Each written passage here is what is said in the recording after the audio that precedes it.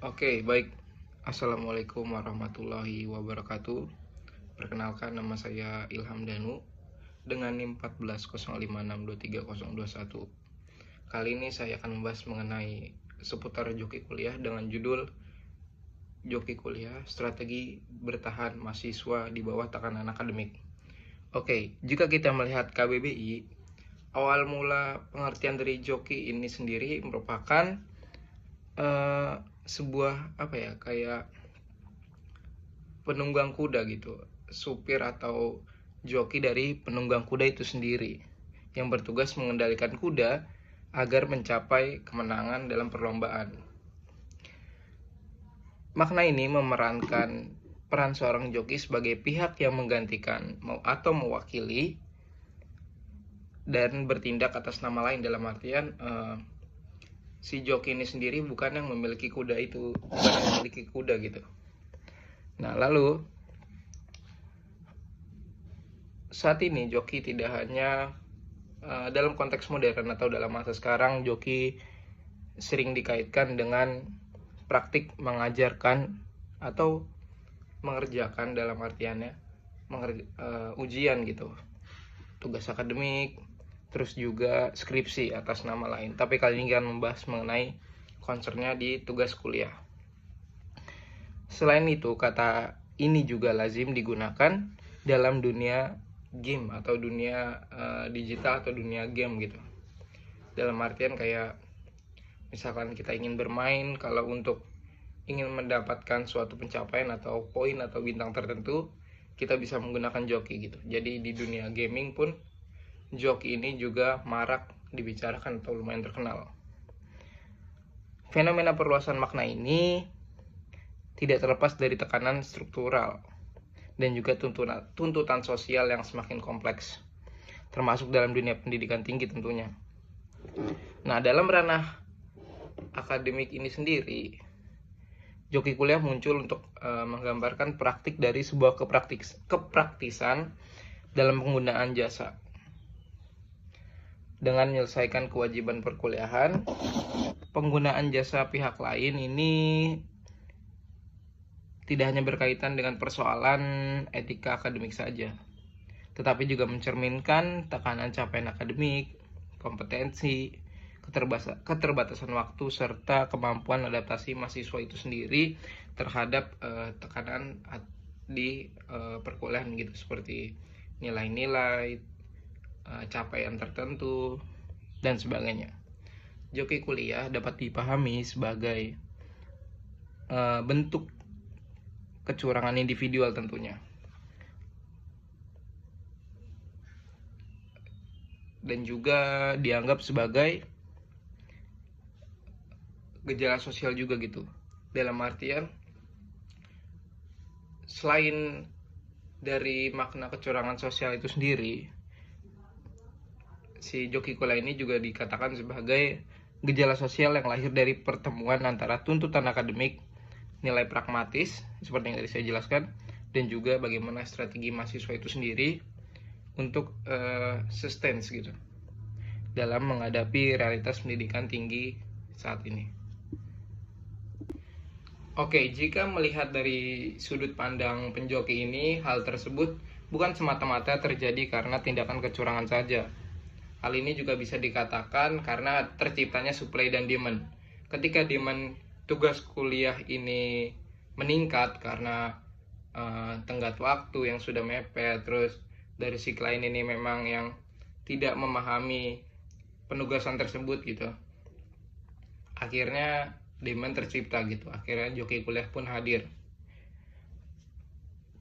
Dalam praktiknya, penjoki ini mengatakan kalau realitas ini menjadi praktik yang relatif terorganisasi gitu, yang dimana memanfaatkan media sosial, aplikasi pesan instan, hingga platform daring tertentu gitu sebagai ruang transaksi.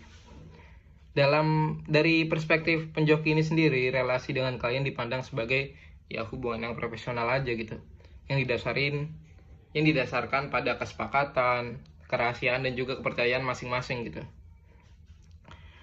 Resiko etis tentunya ada, dan juga sanksi akademik tentunya ada juga, yang dimana seringkali dianggap sebagai tanggung jawab dari penanggung jasa, sementara penjoki menempatkan diri sebagai penyedia layanan mereka gitu.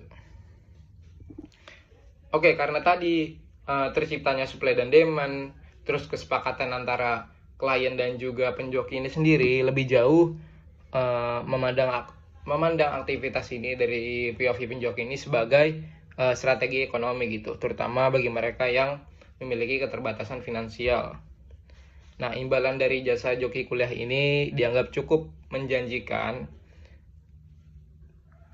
karena pekerjaan penuh di waktu lain gitu tidak sebanding, dalam artian pekerjaan penuh di waktu lain itu lebih tinggi, sedangkan ya penjoki ini dengan waktu yang lebih singkat atau lebih sedikit bisa mendapatkan untung yang sama mungkin gitu.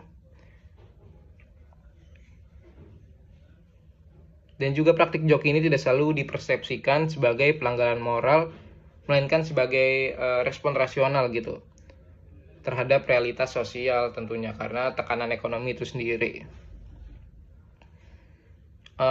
POV dari penjoki ini menunjukkan kalau fenomena joki ini tidak berdiri di ruang hampa, tetapi juga tumbuh dalam konteks sosial, ekonomi, dan juga struktural yang lebih luas.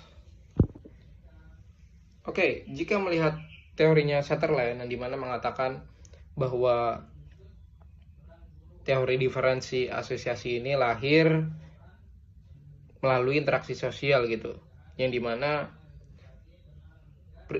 pelaku individu itu tidak lahir sebagai pelaku penyimpangan itu sendiri, tetapi melalui interaksi sosial gitu. Contohnya dalam artian ketika jasa tugas kuliah ini tercipta, mereka mengetahuinya melalui interaksi sosial, melalui teman sebaya, melalui informan gitu, melalui mulut ke mulut, atau mungkin dari ruang digital. Ketika definisi ini mendukung penggunaan joki yang lebih dominan dibanding yang menolak, hal ini lebih mudah diterima gitu. Dan juga dari sudut pandang penjoki sendiri, keterlibatan dalam praktik yang dipelajari ini melalui jaringan sosial yang sama tentunya, di mana aktivitas joki dipahami sebagai peluang ekonomi yang normal gitu. Oke, jika melihat dampak dan peran pendidikan, terutama institusi pendidikan, yang dimana maraknya praktik joki kuliah ini membawa dampak serius bagi dunia pendidikan tentunya. Tidak hanya pada individu mahasiswa, tetapi juga pada legitimasi institusi akademik itu sendiri gitu. Ketika praktik ini dibiarkan atau hanya ditangani secara parsial, tentunya nilai kejujuran akademik beresiko tereduksi gitu, menjadi sekedar norma formal tanpa substansif. Gelar akademik yang seharusnya mencerminkan kompetensi dan proses pembelajaran menjadi kehilangan daya simboliknya. Karena capaian akademik mahasiswa yang dimanipulatif dan juga tidak sepenuhnya merepresentasikan dari personal mahasiswa itu sendiri gitu. Dalam konteks ini, institusi pendidikan memiliki peran yang strategis, bukan hanya sebagai pemberi sanksi, tetapi juga sebagai aktor struktural yang dapat mereproduksi praktik jasa joki kuliah ini sendiri melalui sistem evaluasi yang terlalu berorientasi pada hasil, beban akademik yang tidak proporsional, dan juga minimnya pendampingan akademik. Ketika kampus gagal menciptakan iklim pembelajaran yang suportif dan juga reflektif, praktik joki kuliah ini cenderung dipersepsikan sebagai respon rasional terhadap tekanan akademik yang dialami mahasiswa. Oke, bagaimana jika melihat upaya jangka pendek dan jangka panjangnya? Dalam jangka pendek, perlu difokuskan pada pendekatan yang lebih preventif dan juga edukatif, bukan semata-mata represif gitu.